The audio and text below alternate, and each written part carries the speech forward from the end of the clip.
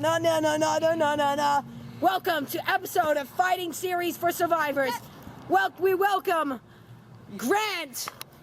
What's up, Rose? Ricky, and Roderick. I'm Roderick from the Survival Genius. The first thing you need to know about surviving one day in the wild is you need to have a shelter so that in case there's a rainstorm, you're able to protect yourself from heat and rain. So the first thing you can do is you can either use twigs or bark. But my thing that since I'm going to be lazy today is I'm just going to bring a blanket, which can be lightweight while you're trying to travel. So what you do is get about 3 poles that you can cut down from the woods. They don't have to be too heavy. And spread your tent over.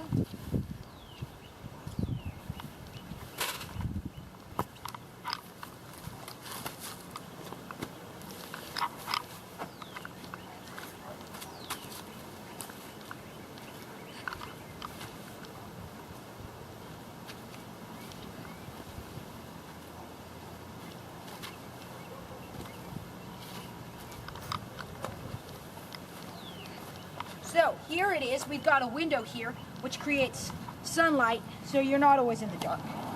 And one here too. And if you tie a string to a tree, you can easily attach your blanket. Now, I've just made the first steps to living one day in the wild. I'm going to give you a tour inside the tent. Come in, it's very warm. So, I've kept the tent sides up.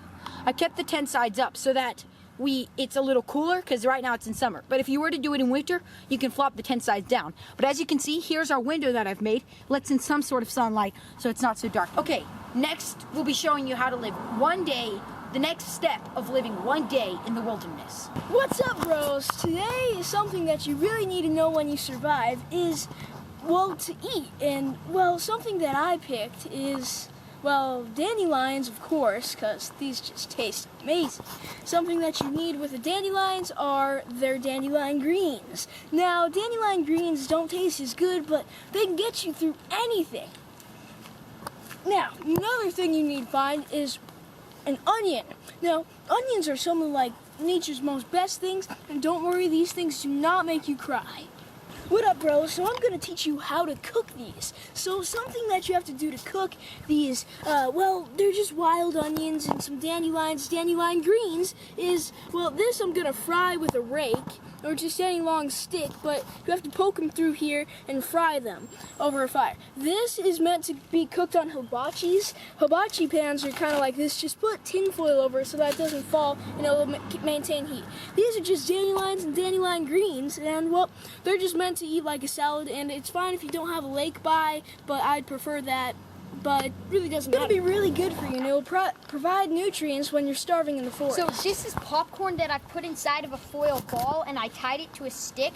And since all of you guys are going to be like used to eating popcorn while watching TV, you're going to now be able to eat popcorn in the wilderness while watching the birds fly around. The salad is already prepped. I mean, you can cut it if you want to, but you don't have to, and you don't need a fire, so you can always just eat it. Just watch out when you're eating a dandelion to watch out for the stem and about like these little sprouter like pods.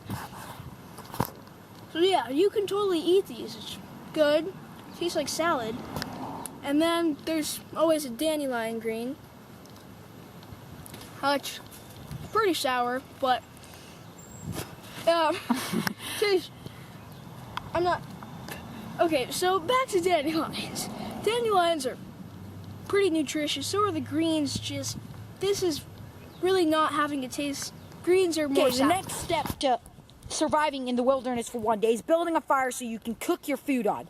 As you can see, we've gone fire. We made it out of wood, bark, and a little bit of matches. If Jody would have let me, I would have let gasoline, but of course it's not very wilderness-like. And we add some other pieces of cardboard and stuff. So next, the third step to surviving in the wilderness is cooking your own food, which Grant here is going to show us. What's up?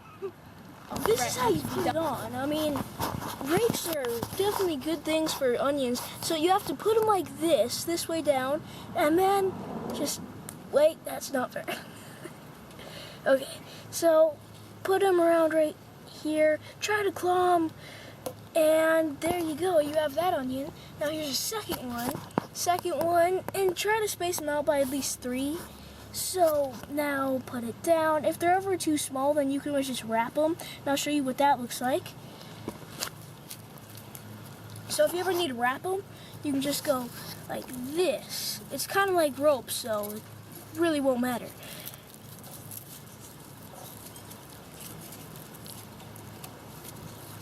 There you go. Now, something else you need to know about is how to cook them on a hibachi. So this is just a hibachi pan with tinfoil over so that can maintain heat. So what you need to do is you need to lay this one out, and these are going to be chopped, but it doesn't matter. And then at least space them out by 1 for the bigger ones like this. And then you can just keep on doing that. And then once you place them down on the fire, you're actually going to need some like stones or something like that, so that it'll actually have like a nice like. And so now we're gonna roast it above the fire and make sure that it keeps turning so that it does not get burnt on one side. In probably about 10 minutes, we'll have some nice popcorn. We're gonna roast them on hibachi. Kind of have to ease them in there. Okay, and then once you want to pull it out, you can just get like some piece of wood, and this is how you fry them. So now Grant is going to try his idea with Ricky right here. We'll see which one works better. We'll see if this will and we'll work. get back. If it does, I'll be happy. So do you think yours will work? I think mine will most definitely work, just because, well, in the wilderness, it's going to be the most. Those onions are ready to cook. As you can see, they're already singed, and, well, let's get them off.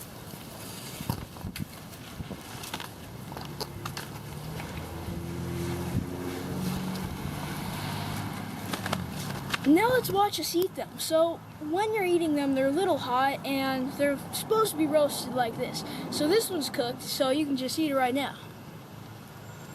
Very good. Man, these are really good and taste amazing. Great for your body. Worked well. As you can see, they're starting to buff better, and well, they look nice. So I already took some off and ate them, but I mean, I saved one for you. They're supposed to look like this and peel off since they're fried. And they taste amazing. My popcorn, most of it is popped, and I've got the best popcorn you can ever taste. It has a campfire taste, but you don't even need to put any spices. It's so good, you can just eat it all day long. It's the best popcorn I've ever tasted. Our foods that we made worked. So now we are able to survive for one more day in the wild with food, shelter, and we'll try to find water next time. Join Grant, Ricky, and Roderick on the Survival Genius Show.